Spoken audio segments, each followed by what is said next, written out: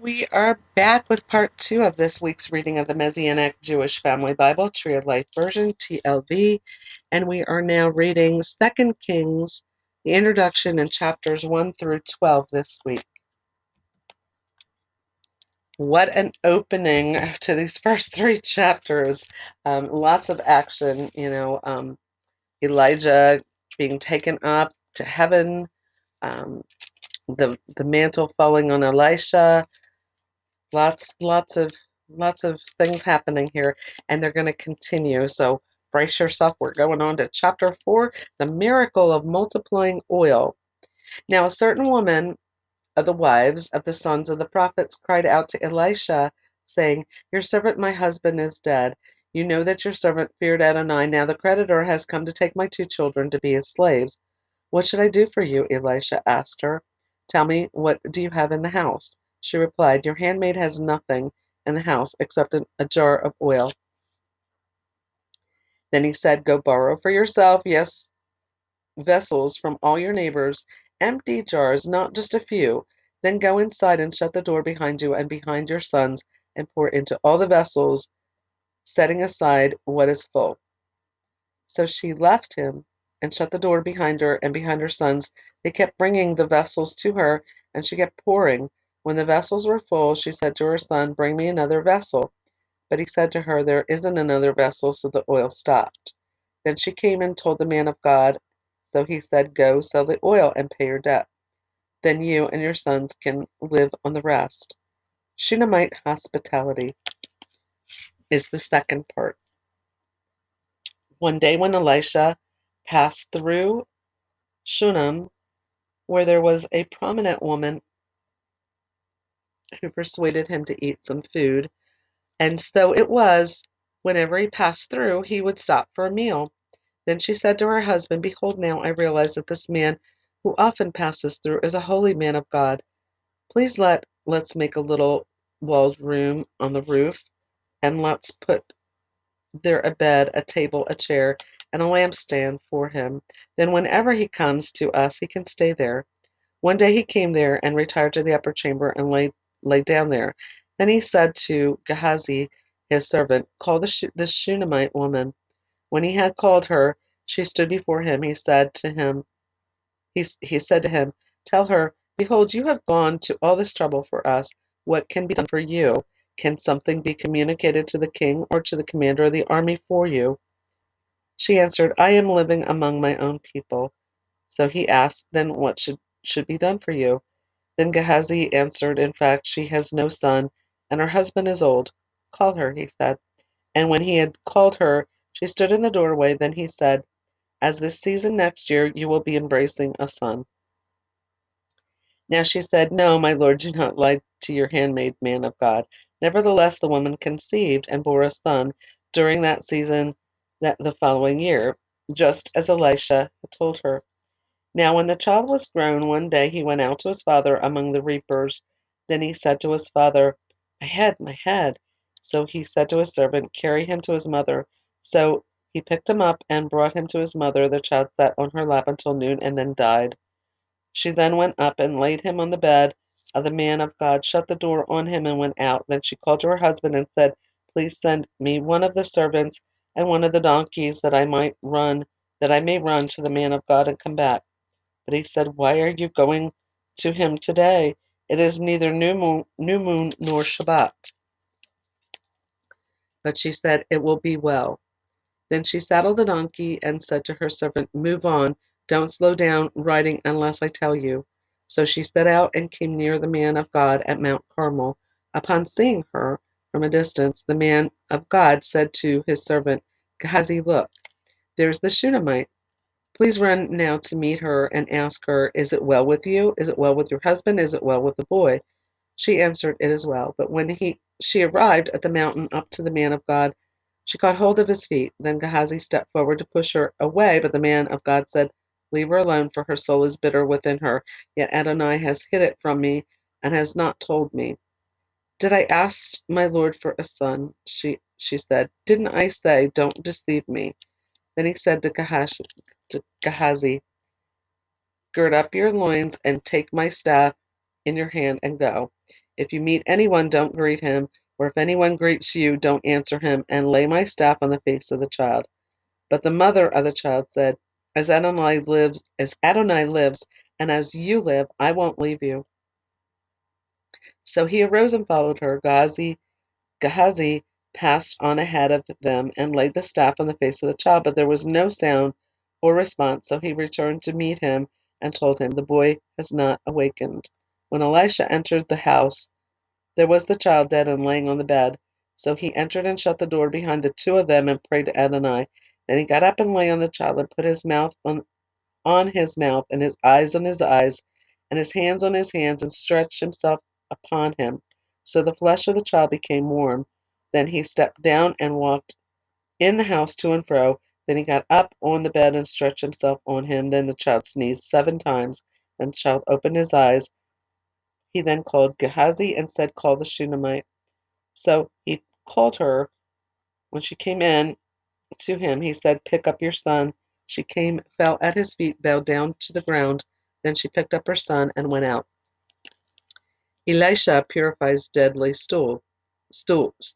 I can't talk. Stew, Stew. Afterward, Elisha returned to Gilgal. Now there was famine in the land, as the sons of the prophets were sitting before him. He said to his servant, "Put on the large pot and boil stew for the sons of the prophets." Then one of them went out into the field to gather herbs, found a wild vine, and picked from it a lapful of wild gourds. Then he came back and sliced them into the stew pot, for they didn't know what they were. Then they served it to the men to eat, but it came to pass as they were still eating the stew, they cried out and said, "O man of God, there is death in the pot." So they could not eat it. But he said, "Bring some flour," and he threw it into the pot and said, "Serve it to the people and let them eat." So there was nothing bad in the pot. Now a man came from Baal Shalishah and brought the man of God bread of the first fruits, 20 loaves of barley bread, and fresh ears of corn in his sack. Then he said, "Give them to the people that they may eat." But his attendant said, "What, will I set this before 100 men?" But he said, "Give them to the people that they may eat, for thus says Adonai, they will eat and will have left over." So he set it before them, and they ate and had some left over, according to the word of Adonai. And now that's the end of chapter 4.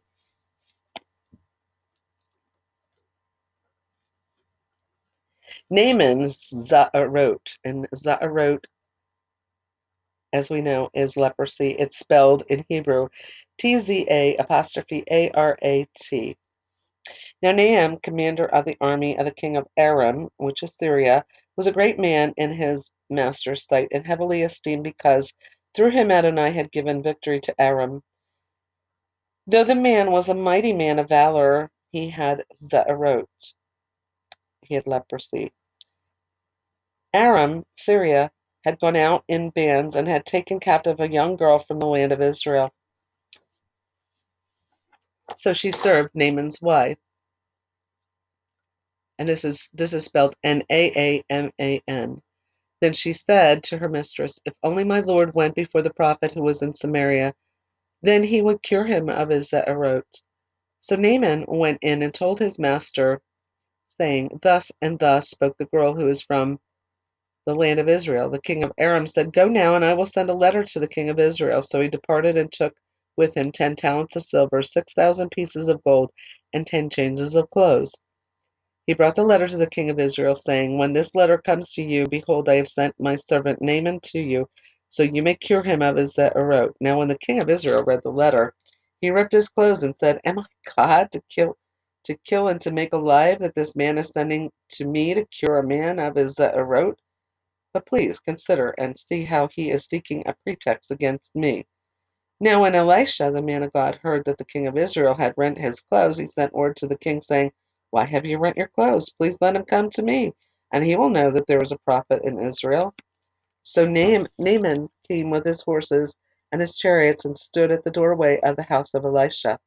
So Elisha sent him a messenger, saying, "Go and wash in the Jordan 7 times, and your flesh will be restored, and you will be clean." But Naaman was angered and walked away, saying, I thought he would surely come out to me, stand and call in the name of Adonai his God, and wave his hand over the spot and cure the Za'arot.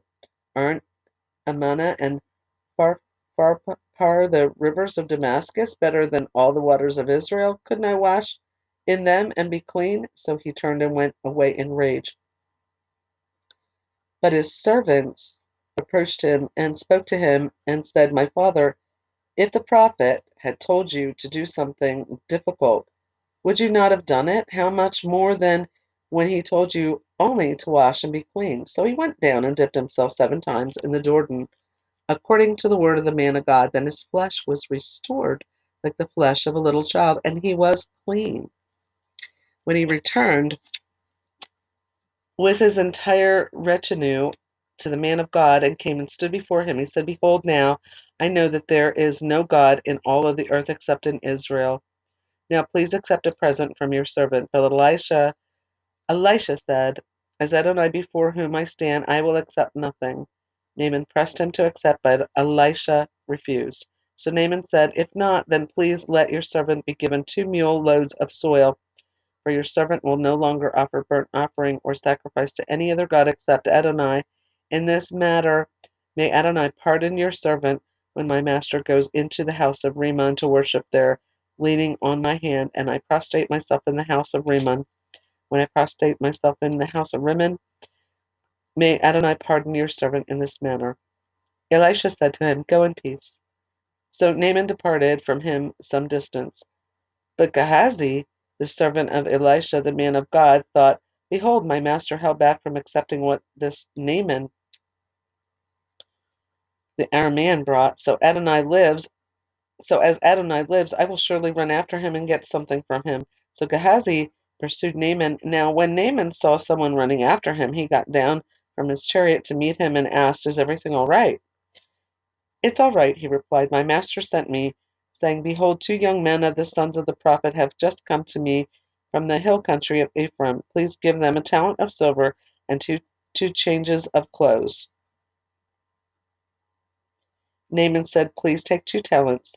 He even urged him and packed 2 talents of silver in 2 bags with 2 changes of clothes, and gave them to 2 of his servants, and they carried them ahead of him. Now when he arrived at the fortified hill, he took them from their hand and deposited them in the house, and let the men go. So they departed. When they when he re, I'm sorry, when he entered and stood before his master, Elisha asked him, Where have you been, Gehazi? So he replied, Your servant has gone nowhere. Then Elisha said to him, Didn't my heart go when the man got down from his chariot to meet you? Is it a time to accept money and accept clothes, or olive groves and vineyards, or sheep and oxen, or male and female servants? Therefore the Za'arot of Naaman will cling to you and to your offspring forever. Then he went out from his presence with Za'arot as white as snow. So Gehazi ended up having the leprosy. Chapter 6, Floating Axe Head. Now the sons of the prophet said to Elisha, Behold now, the place where we are living in your presence is too cramped for us. So please let's go to the Jordan and pick from there each one a beam and make ourselves a place there to live. Go, he answered. Then one of them said, Will you please come with your servants? I will go, he answered. So he went with them, and when they came to the Jordan, they began to cut down trees. But as one of them was cutting down a beam, the axe head fell into the water, and he cried and said, Ah, my master, it was borrowed. Then the man of God asked, Where did it fall? When he showed him the place, he cut off a stick and threw it there and made the axe head float. Then he said, Pick it up for yourself. So he reached out his hand and took it. The second part of chapter 6 is fiery armies of heaven. Now the king of Aram, that's Syria, was warring against Israel. He consulted with his officers, saying, In such and such a place will be my camp. But the man of God sent word to the king of Israel, saying, Be careful not to pass this place, for the Arameans are coming down there. So the king of Israel sent word to the place the man of God told him and warned him about. So he was on his guard there more than once or twice. His heart Upset over this matter, the king of Aram summoned his officers and said to them, "Tell me which one of us is on the king of Israel's side." But one of his officers said, "No, my lord the king. Rather, Elisha the prophet who is in Israel keeps telling the king of Israel the very words that you speak in your bedroom." So he said, "Go see where he is, so I may send and seize him." Then it was reported to him, "Behold, he is in Dothan." So he sent horses, chariots, and a great army there. They arrived at night and surrounded the city. When the attendant of the man of God had risen early and gone out, behold, an army with horses and chariots were surrounding the city. So his attendant said to him, "Alas, my master, what are we going to do?" "Fear not," he replied, "for those who are with us are more than those who are with them." Then Elisha prayed and said, "Adonai, please open his eyes that he may see." Then Adonai opened the eyes of the young man, and he saw, and behold, the mountain was full of horses and chariots of fire all around Elisha. When they came down to him, Elisha prayed to Adonai and said, "Please strike this people with blinding light." So he struck them with blinding light, according to the word of Elisha. Then Elisha said to them, "This is not the road, nor is this the city. Follow me, and I will lead you to the man whom you seek." So he led them to Samaria. Upon their arrival in Samaria, Elisha said, "Adonai, open the eyes of these men that they may see." So Adonai opened their eyes, and they could see. Behold, they were in the middle of Samaria. When the king of Israel saw them, he said to Elisha, Shall I surely strike them down, Father Abi?" "Don't strike them down," he replied. "Would you strike down those whom you have captured with your own sword and bow? Set them before them bread and water, that they may eat and drink and go back to their master."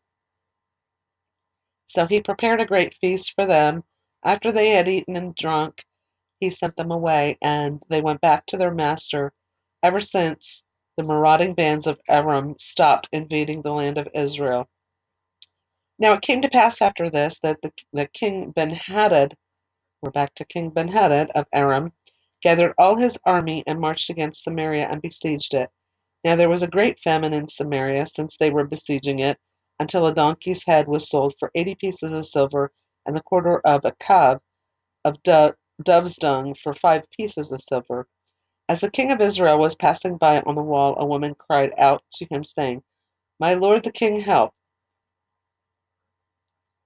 But he said, "If Adonai doesn't help you, how would I help you? From the threshing floor or from the winepress?" Then the king asked her, "What's the matter with you?" She answered, "This woman said to me, 'Give your son that we may eat him today, and we will eat my son tomorrow.' So we cooked my son and ate him. The next day I told her, 'Give your son that we may eat him,' but she hid her son." Now it came to pass, when the king heard these words of the woman, he tore his clothes as he was passing by on the wall. The people looked, and behold, he had sackcloth underneath upon his flesh. Then he said, "May God do so to me, and even more, if the head of Elisha the son of Shaphat remains on him today." Now Elisha was sitting in his house, and the elders were sitting with him. The king had sent a messenger ahead, yet even before the messenger arrived, Elisha said to the elders, "Do you see, this son of a murderer was sent to take away my head. Look, when the messenger comes, shut the door and hold the door fast against him. Is not the sound of this master's footsteps behind him?" While he was yet talking with him, behold, the messenger came down to him. So the king said, "Look, this evil is from Adonai. Why should I wait for Adonai any longer?" And that's the end of chapter 6. And I just want to mention kav was mentioned, a quarter of kav. A quarter of kav was about a half a pint. Chapter 7, scattering an Aramean army. Actually, I'm going to pause this now before I get started with this, and I'm going to come back with the next part.